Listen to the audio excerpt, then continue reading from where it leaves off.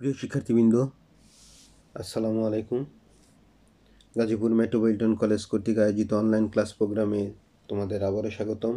আবু নাইম, প্রভাষক ব্যবস্থাপনা, ব্যবসায় সংগঠন ও ব্যবস্থাপনা প্রথম পত্র, ব্যবসায় পরিচিতি, অধ্যায় 3, এক মালিকানা ব্যবসায়, সোল প্রোপাইটারশিপ বিজনেস। আজকের আলোচনার বিষয়সমূহ: এক মালিকানা ব্যবসায় বৃহদায়তন ব্যবসায়ের পাশাপাশি টিকে থাকার কারণ। আমরা এক মালিকানা ব্যবসায় সম্পর্কে জেনেছি। যদি আমরা আবারও বলি, একক ব্যক্তির মালিকানায় পরিচালিত ও নিয়ন্ত্রিত ব্যবসায়কে এক মালিকানা ব্যবসায় বলা হয়। এখানে মালিক সর্বসর্বা, মালিকের ইচ্ছায় সব কিছু। বৃহদায়তন ব্যবসায়ের পাশাপাশি এক মালিকানা ব্যবসায় টিকে থাকার অন্যতম প্রধান কারণই হচ্ছে তার অবস্থানগত সুবিধা। এক মালিকানা ব্যবসায় তার অবস্থানগত সুবিধার কারণেই বৃহদায়তন ব্যবসায়ের পাশাপাশি আজও সমান তালে টিকে আছে। তাই একটু আলোচনায় আসা যাক। একা তত্ত্বাবধানে এক মালিকানা ব্যবসায় পরিচালিত হয় বলে এ ব্যবসায়ে মিতব্যয়িতা সর্বদা পরিলক্ষিত হয়। মালিক ইচ্ছা করলে যে কোনো সুবিধাজনক স্থানে এ ব্যবসায় স্থাপন করতে পাশাপাশি অবসায়ন বা বিলুপ্তি ঘটাতে পারে, কারণ এই ব্যবসায় গঠনে কোনো আইনগত আনুষ্ঠানিকতা বা জটিলতা পোহাতে হয় না। বেশ কিছু সুবিধা ও আলাদা বৈশিষ্ট্যতার কারণে প্রাচীন এই ব্যবসায় বর্তমান পরিস্থিতিতে বৃহদায়তন ব্যবসায়ের পাশাপাশি তার আপন গতিতে টিকে আছে। বিশ্বায়নের এ যুগে স্বল্প পুঁজি, সীমিত কার্যক্ষেত্র, সম্প্রসারণের সীমাবদ্ধতা ইত্যাদি বিভিন্ন সুবিধা নিয়ে এক মালিকানা কারবার ব্যাপক প্রসার লাভ করতেছে। তাই বলতে পারি, কতিপয় বিশেষ সুযোগ সুবিধার কারণে বৃহদায়তন ব্যবসায়ের পাশাপাশি সাফল্যজনকভাবে এখনও এই ব্যবসায় টিকে আছে। আজ তাহলে বিস্তারিতভাবে এক মালিকানা ব্যবসায় টিকে থাকার কারণগুলোতে আসা যাক। এখানে 16টা পয়েন্টে বিভক্ত করা হয়েছে। প্রথমটা হচ্ছে সহজ গঠন, দ্বিতীয়টা অধিক মুনাফা অর্জন, ভোগ্য পণ্যের খুচরা দোকান, চতুর্থ পতনশীল পণ্যদ্রব্য, পঞ্চম অবস্থানগত কারণ, ষষ্ঠ পরিবর্তনশীল চাহিদার ব্যবসায়, সপ্তম পরিচালনার সুবিধা, অষ্টম দ্রুত সিদ্ধান্ত গ্রহণ, নবম গোপনীয়তা রক্ষা, 10 ঝুঁকির সীমাবদ্ধতা, 11 সহায়ক ব্যবসায়, 12 নমনীয়তা, 13 স্বাধীন মনোভাব, 14 ব্যক্তিগত সম্পর্ক প্রতিষ্ঠা, 15 প্রশিক্ষণ ক্ষেত্র এবং লাস্ট 16 হচ্ছে অসীম দায়ের পরোক্ষ সুবিধা। এই 16টা পয়েন্ট তোমাদের বইয়ে দেওয়া আছে।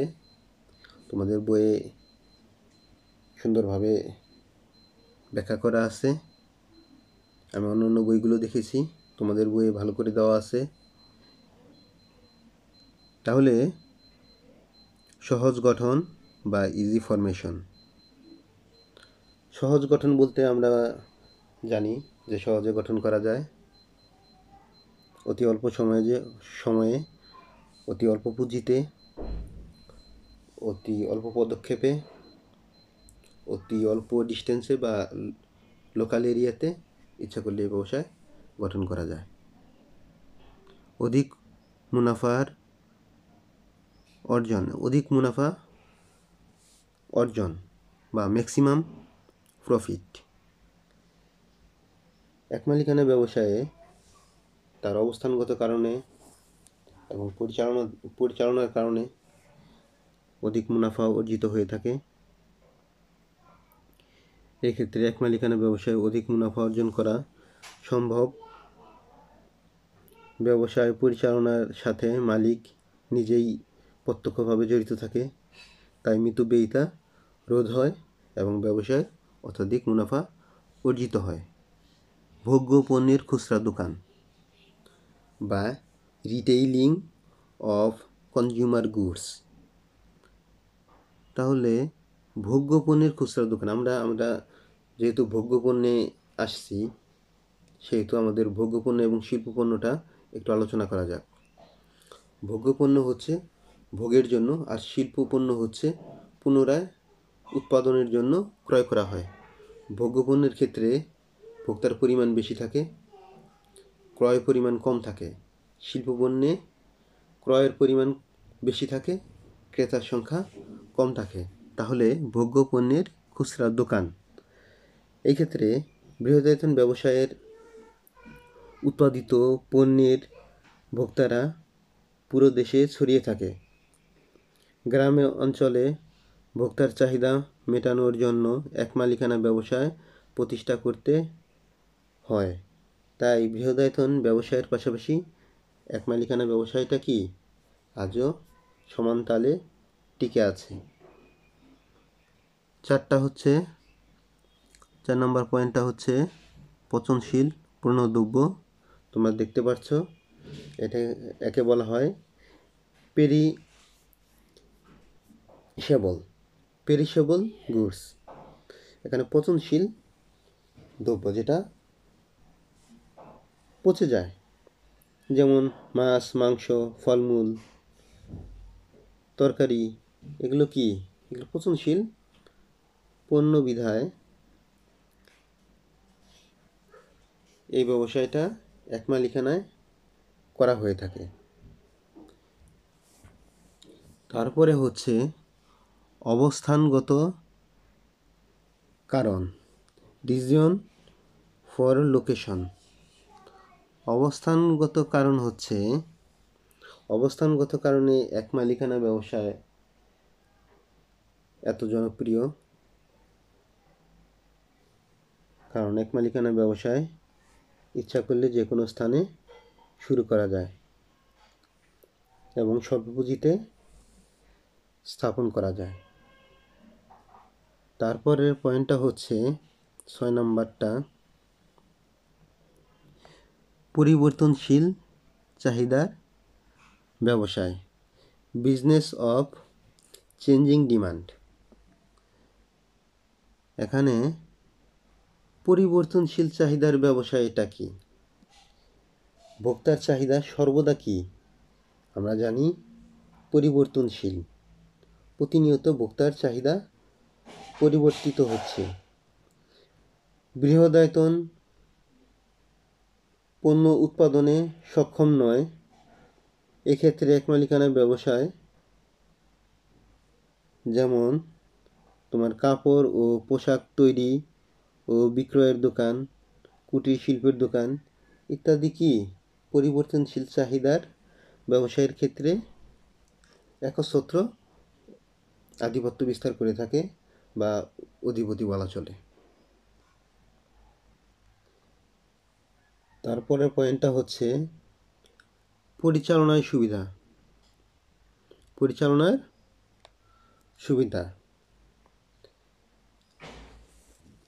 Advantage of management. পরিচালনাগত সুবিধা, এক মালিকানা ব্যবসায় পরিচালনাগত সুবিধা একটাই, কারণ এটা নির্দিষ্ট এলাকার ভিতরে সীমাবদ্ধ থাকে, করা সম্ভব হয়, সময় বেশি ব্যয় করা সম্ভব হয় এবং নিজে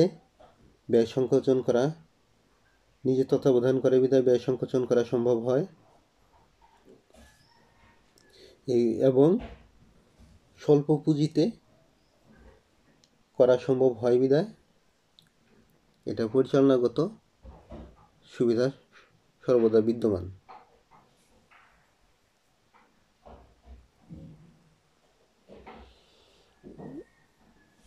তারপরের পয়েন্টটা হচ্ছে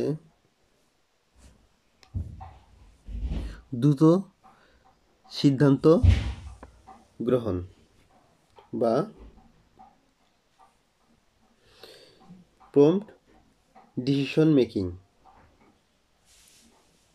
এখানে দ্রুত সিদ্ধান্ত গ্রহণ। এক মালিকানা ব্যবসায়ের ক্ষেত্রে সিদ্ধান্ত গ্রহণ করা সহজ, কারণ মালিক এখানে একজন, তার সিদ্ধান্তই বলবৎ থাকে, বিধায় সেই হচ্ছে ব্যবসায়ের সর্বেসর্বা।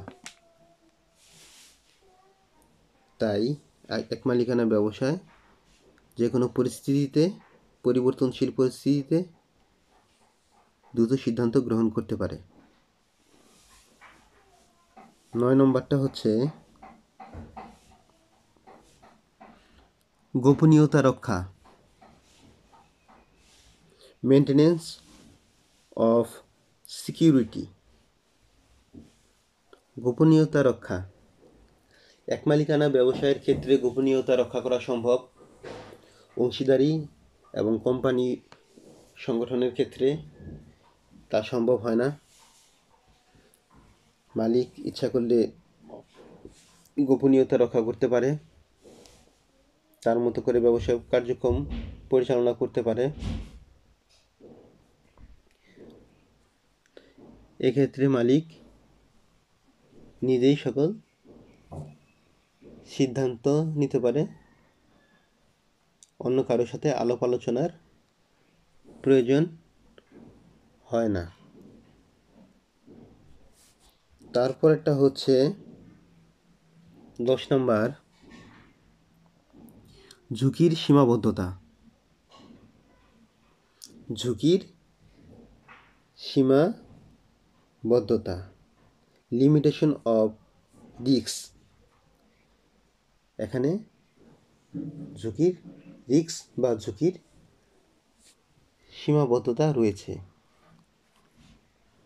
এক মালিকানা ব্যবসায়ে পুঁজির পরিমাণ খুবই অল্প বিধায় বা স্বল্প বিধায় এই ব্যবসায়ের ঝুঁকিও কম। তাই যে কোনো ব্যবসায়ী এ ব্যবসায় আরম্ভ করতে উৎসাহ বোধ করে বা সহজেই এগিয়ে আসে। তারপরের পয়েন্টটা হচ্ছে সহায়ক ব্যবসায়। সহায়ক ব্যবসায় বা সেকেন্ডারি বিজনেস। এখানে সহায়ক ব্যবসায়টা কি? একটা হচ্ছে মূল, আর একটা হচ্ছে সহায়ক। এখানে যেমন ছাত্রছাত্রীরা যারা অনার্স কিংবা এইচএসসিতে পড়তেছে, তারা ইচ্ছা করলেই লেখাপড়ার পাশাপাশি এক মালিকানা ব্যবসায় চালিয়ে যেতে পারে। এটা লেখাপড়াটা হচ্ছে তাদের মূল, এবং তার সাথে তারা এক মালিকানা কারবার করতে পারছে। তাই বৃহদায়তন ব্যবসায়ের কাঁচামাল ও অন্যান্য উপকরণ সংগ্রহ, উৎপাদিত পণ্য ভোক্তার কাছে পৌঁছানো ইত্যাদি কাজ ক্ষুদ্রায়তন ব্যবসায়ীগুলো করে থাকে। তাই বৃহদায়তন ব্যবসায়ের পাশাপাশি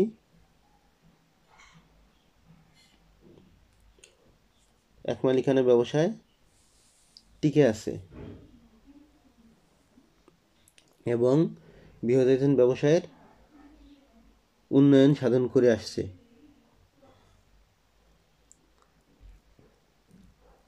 ঠিক আছে? এখানে তোমার যেটা, সেটা হচ্ছে কি 11 নম্বর পয়েন্টটা সহায়ক ব্যবসায়। এটা ব্যবসায় সহায়ক হয়, তুমি নিজের ক্ষেত্রেও সেটা সহায়ক হিসেবে নিতে পারো, কিংবা অনেকে বড় বড় ব্যবসায়ের করার পূর্বে এক মালিকানা ব্যবসায়টা শুরু করে অন্যান্য চাকরি কিংবা অন্যান্য কার্যক্রমের সাথে। আর এখানে সহায়ক ব্যবসায়টা তোমার বৃহদায়তনের ব্যবসায়ের যে কাঁচামাল বা র মেটেরিয়ালস আছে সেটা সাপ্লাই দিয়ে থাকে এবং অন্যান্য কার্যক্রমগুলো সম্পাদন করে থাকে। তারপরেরটা হচ্ছে 12 নমনীয়তা, ফ্লেক্সিবিলিটি। এই নমনীয়তাটা হচ্ছে ইলাস্টিকের মতো, টানলে লম্বা হয় এবং ছেড়ে দিলে তার আগের অবস্থানে ফেরত আসে। এই জন্য বিভিন্ন পরিবর্তনশীল পরিস্থিতিতে একমালিকানা ব্যবসায় টিকে থাকে। বর্তমান বিশ্বায়নের যুগে মানুষের চাহিদা নিত্য পরিবর্তনশীল। সর্বদা পরিবর্তন ঘটে এমন ক্ষেত্রে বৃহদায়তন ব্যবসায় সামঞ্জস্য বিধান করতে পারে না। এক্ষেত্রে একমালিকানা ব্যবসায় কার্যকর ভূমিকা পালন করে থাকে। পরিবর্তনশীলতার সাথে সহজে এ ব্যবসায় সামঞ্জস্যতা বিধান করতে পারে। স্বাধীন মনোভাব, স্বাধীন মনোভাব 13 নম্বর পয়েন্টটা তোমরা দেখতে পাচ্ছ, ইন্ডিপেন্ডেন্স অ্যাটিটিউড বা স্বাধীন মনোভাব। একমালিকানা ব্যবসায়ের মালিক একা বিধায় সে স্বাধীনভাবে ব্যবসায় পরিচালনা করতে পারে। স্বাধীনচেতা লোক অন্যের অধীনে কাজ করতে ভালোবাসে না। স্বল্প পুঁজি দিয়ে যে কোনো লোক একমালিকানা ব্যবসায় করতে পারে। স্বাধীনচেতা লোকেরা সহজে এই ব্যবসায় গড়ে তোলে পারে সহজেই। এভাবে এ ব্যবসায় একটা স্বাধীন পেশা হিসেবে বা কারবার হিসেবে আজও টিকে আছে। ব্যক্তিগত সম্পর্ক প্রতিষ্ঠা, এস্টাবলিশড পার্সোনাল রিলেশনশিপ।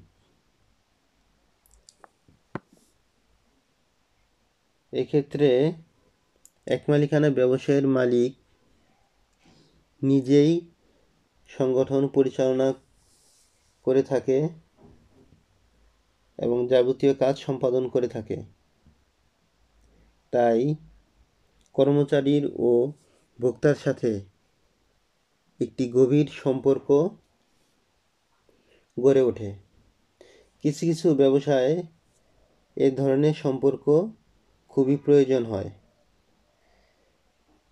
সেসব ক্ষেত্রে বৃহদায়তন ব্যবসায়ের চাইতে একমালিকানা ব্যবসায়ী শ্রেয়। 15 নম্বর পয়েন্টটা হচ্ছে প্রশিক্ষণ ক্ষেত্র বা ট্রেনিং ফিল্ড। একমালিকানা ব্যবসায়টা আসলেই একটা বিশাল বড় প্রশিক্ষণ ক্ষেত্র হিসেবে কাজ করে। অনেকে বড় বড় ব্যবসায়, আমি কিছুক্ষণ আগে যেটা বলেছি, সেই ক্ষেত্রে একমালিকানা ব্যবসায় যে কোনো ব্যবসা আরম্ভ করার পূর্বে অভিজ্ঞতা নেওয়ার প্রয়োজন হয়, যেটা একমালিকানা ব্যবসায় থেকে পাওয়া সম্ভব। বৃহদায়তন ব্যবসায়ের ক্ষেত্রে একমালিকানার ব্যবসায় একটি আদর্শ বা প্রশিক্ষণ ক্ষেত্র হিসেবে বিবেচিত হতে পারে। একমালিকানা ব্যবসায় পরিচালনা করে যে অভিজ্ঞতা, দক্ষতা ও জ্ঞান অর্জন হয় তা পরবর্তীকালে বৃহদায়তন ব্যবসায়ের ক্ষেত্রে অতিরিক্ত যোগ্যতা হিসাবে কাজ করে। তাই অনেকেই একমালিকানা ব্যবসায়কে প্রথম স্থাপন করে ক্রমান্বয়ে অন্য ব্যবসা শুরু করতে চায়। 16 নম্বর পয়েন্টটা হচ্ছে অসীম দায়ের পরোক্ষ সুবিধা। অসীম দায়ের পরোক্ষ সুবিধা।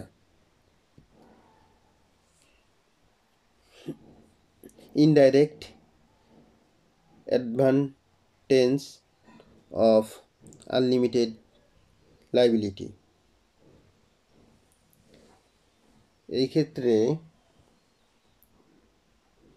এক মালিকানা ব্যবসায়ের লাভ বা ক্ষতির সমুদয় দায়িত্ব মালিকের উপর বর্তায়, তাই এই ব্যবসায়ের দায়িত্ব অসীম। অসীম দায়িত্বের কারণে এই ব্যবসায় কাজ অত্যন্ত সতর্কতার সাথে সম্পাদন করে থাকতে হয়, যা এ ব্যবসায় প্রতিষ্ঠার ক্ষেত্রে গুরুত্বপূর্ণ ভূমিকা রাখে।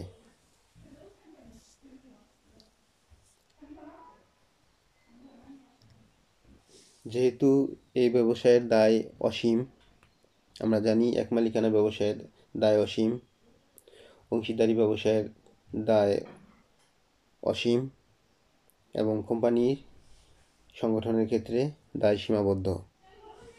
তাই এক মালিকানা ব্যবসায়ের যে অসীম দায়ের ব্যবসায়, তাই এই ব্যবসায়টাকে সতর্কতার সহিত করতে হয়, কারণ এখানে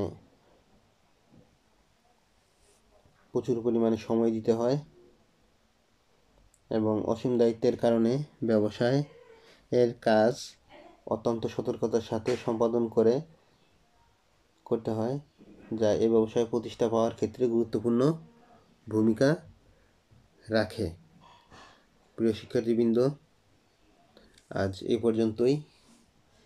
এই অধ্যায়ে এই পর্যন্তই শেষ। এই অধ্যায়ে আর অন্য কোনো টপিকস নিয়ে আলোচনা হবে না। তোমাদের কোনো সমস্যা থাকলে এই অধ্যায় সম্পর্কে আমাকে বিস্তারিত বলবে। সকলে ভালো থাকো, সুস্থ থাকো। আল্লাহ সকলকে হেফাজত করুক।